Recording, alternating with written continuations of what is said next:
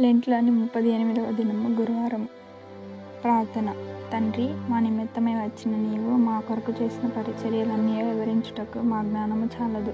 నీవు చేసిన పరిచర్యలను అందుకొనుటకు మా యోగ్యత చాలదు. కేవలము నీ ఉచిత కృపను బట్టియే అని మేము అందుకొని అనుభవించుచున్నాము గనుక నీకు వందనములు. తండ్రి, నీవు చేసిన పరిచర్యను మేము ఈ లోకంలో కొనసాగించుటకు నేటి దిన వర్తమానం ఇమ్మని యేసు నామమున వేడుకొనుచున్నాము. ఆమేన్. క్రైస్తవులారా, సంఘకాలంలో క్రైస్తవ సంఘం యొక్క హింసాకాలంలో ఉన్న విశ్వాసులారా, ఆదివారం నాడు యేసు ప్రభువు గార్దాబాసీనుడై వెళ్ళిన కథలో పల్లెటూరి వారి పరిచర్య, శిష్యుల యొక్క పరిచర్య, పట్టణస్థుల యొక్క పరిచర్య, ఈ 3 పరిచర్యలు వివరించి 2 వదిలినాను. ఈ 2ను యేసు ప్రభువు మనకు చేసిన పరిచర్యలు, ఆ 3ను మనుషులు యేసు ప్రభువునకు చేసిన పరిచర్యలు. ఈవేళ యేసు ప్రభువు మనుషులకు చేసిన పరిచర్యను చెప్పెదను. అందులో ఒక అంశము పైబట్ట తీసి అవతల పెట్టుట, నడుమునకు తువాలు కట్టుకొనుట, పల్లెములో నీళ్లు పోయుట, శిష్యుల పాదములను కడుగుట, తాను కట్టుకొని ఉన్న బట్టతో తుడుచుట. ఈ కథ చాలా పెద్ద కథ. ఈవేళ కథలో ఈ 5 అంశములు ఉన్నవి. ఈ కథలో మొదటి భాగము, 2వ భాగము వేరువేరుగానే ఉన్నది. అది ఈవేళ చెప్పను. ఈ 5 అంశములు గల మొదటి భాగము జ్ఞాపకం చేసేద్దాం. ఇప్పుడు మనము చెప్పుకున్నది పరిశుద్ధ వారములోని గురువారపు కథ. ప్రభువు ఒక మాట అన్నారు, నేను పరలోకము నుండి రావడం ఎందుకనగా, నేను మీ చేత పరిచర్య చేయించుకున్నటకు కాదు, కానీ నేనే మీకు పరిచర్య చేయుటకు వచ్చాను. పరిచర్య అనగా మన మామూలు మాట చాకిరీ చేయుట. క్రైస్తవులు ఈ మాటను సేవ చేయడం అంటారు. ఈ 3 ఒకటే అర్థం ఇచ్చును. మన చేత పరిచర్య చేయించుకున్నటకు కాక తానే మనకు పరిచర్య చేయుటకు వచ్చాడనే సంగతి విడ్డూరమైన సంగతి. మనకు తెలిసినంత వరకు ఇతరుల మతంలో నీ ఆచారం ఉన్నది. అదేదనగా శిష్యులైన వారు గురువుల పాదములు కడగడము. అయితే గురువులు శిష్యుల పాదములు కడగడం అనేది ఇతర మతములలో లేదు. అయితే ప్రభు చరిత్రలో గురువైన యేసు ప్రభు శిష్యుల పాదములను కడుగుట విడ్డూరము. ఇది లోకమునకు క్రొత్త. క్రీస్తు మతము లోకము ఎలాగూ క్రొత్త, అలాగే శిష్యుల పాదముల గురువులు కడుగుట కూడా క్రొత్త. దేవుడు మనిషి లోకంలో పుట్టుట ఎలాగూ క్రొత్త, ఈ సంగతియు క్రొత్తే. ఇందులో మొదటి అంశము పైబట్ట అవతల పెట్టుట. అందులో పరిచర్య ఏమన్నది? అందులోనేమీ కనబడుట లేదు, కానీ బట్టను అవతల పెట్టుటలో పరిచర్యకు పూనుకున్నట్లు కనబడుచున్నది. పైబట్టను అవతల పెట్టుట శిష్యులు చూచి, ప్రభు ఏదో పని చేయబోచున్నాడు అనుకొండ్రి. ఆ అనుకొనుటలో ఆయన పూనుకున్నాడు, అనగా మనల్ని రక్షించుటకు, అనగా శరీరాత్మలో రక్షించుటకు పూనుకున్నాడు. మన మధ్య కొంతకాలం నివసించి పిదప తన ప్రేమను చూపించుటకును, మన అందమైన ఎంత శ్రద్ధ ఉన్నదో అది చూపించుటకును పూనుకున్నాడు. చాలామంది పైకోటు వేస్తారు, కానీ పైబట్ట వేరు. యూదులు ఎన్ని వేసుకున్నానో పైబట్ట వేసుకుంటే అలవాటు. ప్రభు యూదుడు కనుక ఎంత అంగి వేసుకున్నా పైబట్ట వేసుకున్నట్టు ఉన్నది. పైబట్ట వేసుకొని పండుకున్న బర్తిమయ్య అనే గుడ్డివాడు పైబట్ట పడవేసి ప్రభువును వెంబడించాను. యూదుల ఆచారములలో పైబట్ట వేసుకున్నట అలవాటు. పాస్టర్ గారు పైబట్ట వేసుకున్నారని కొందరందరూ. యేసు ప్రభువును పైబట్టకు ఎందుకు అలవాటనగా, ఆయన పరలోకంలో ఆయన సింహాసనంపై కూర్చున్నప్పుడు గౌరవార్థమైన మహిమ వస్త్రం ఆయనకున్నది. ఆ మహిమను విడిచిపెట్టి రావడము పై వస్త్రం అవతల పట్టడానికి గుర్తు. బైబిల్లో ముందు గుర్తులు ఉన్నవి, ఆ తర్వాత నెరవేర్పున్నది. ముందొక గుర్తు, దానికి నెరవేర్పు ఇంకొకటి ఉండను. బలి పాత నిబంధనలో ఉన్నది, ఆ బలి కొత్త నిబంధనలో బలి అయిన యేసుక్రీస్తు ప్రభునకు ముంగుర్తు. ఆయన బలి అయినాడు, ఇది అలాగూ ముంగుర్తు కాదు. యేసు ప్రభు మహిమనంతా అక్కడ విడిచిపెట్టి వచ్చి పైబట్ట లేకుండా మసలినాడంటే మహిమ బట్టను విడిచిపెట్టి వచ్చినాడు. ఇదంతా జరిగిన పిదప పై వస్త్రము మరలా వేసుకున్నట్లు ఆరోహణమైన పిదప దేవుని కుడి పార్శ్వమందు కూర్చున్నాడు. తర్వాత ఆ మహిమ వస్త్రము వచ్చినది.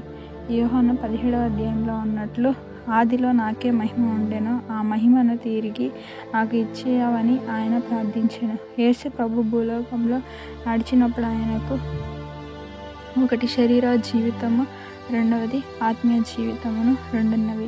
ఈ శరీర జీవితంలో పైబట్ట అన్నది. ఆత్మీయ జీవితంలో ఉన్న పైబట్టను పరలోకమునందు విడిచి వచ్చిన నడుముకు తువాలు. ఇది దేనికి గుర్తు అనగా మొదట పైబట్ట అవతల పెట్టుట అనేది పరిచర్య చేయుటకు పూనుకొనుటకు గుర్తు. తువాలు కట్టుకొనుట పని చేయుటకు మొదలు పెట్టుట. సిపాయిలు కష్టపడి పని చేయుటకు నడుము గట్టిగా కట్టుకొందురు. స్త్రీ వివాహం అప్పుడు వడ్డాణము నడుమునకు అందానికి బలమునకు పెట్టుకొనును. ఈ పరిచర్య యేసు ప్రభు చేయుటకు పూనుకొనుట చాలా కష్టమైన పని గనుక ఆయన తువాలు కట్టుకొని బలపడ్డాడు. పని సాగించాలి. శిష్యులు చూస్తున్నారు, ఏమీ అడగలేదు. నాపై బట్ట తీసి అవతల పెట్టండి అని వారిని అడగలేదు. పెద్దయ్య గారు అలా చాలాసార్లు ఉంటారు. కానీ ప్రభు ఎవరిని అడగక తానే చేసుకున్నారు. అందరూ దగ్గరకు వచ్చి శిష్యులు అప్పుడు గ్రహించలేదు, తర్వాత గ్రహించిరి.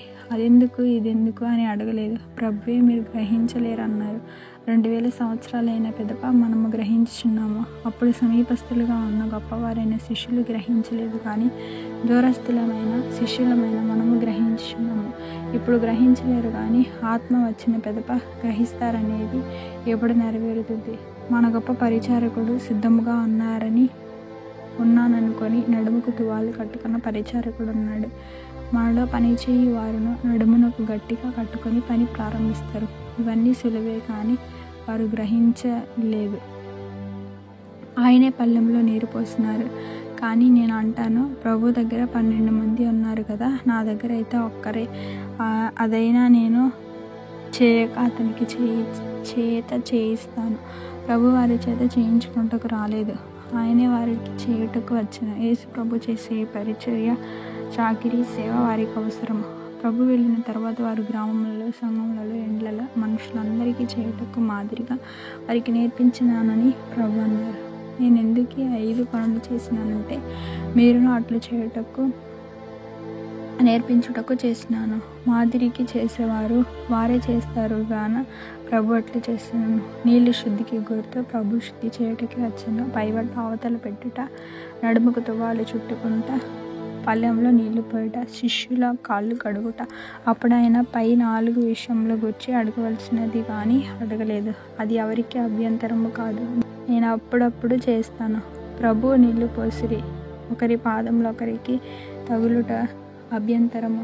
గురువు దేవుడు, దేవుని కుమారుడు, మనిషి కుమారుడు, అసలైన మనిషి, గొప్ప బోధకుడు పంతులు గారు, బోధకుడు పంతులు గారు కాకుండా మనం ఆ కాలంలోనూ సంస్కార సమయంలో మన పాదూరులో కాళ్ళు కడిగిన ఇంకొక మిషన్ ఉన్నది, పాదములు కడిగే మిషన్.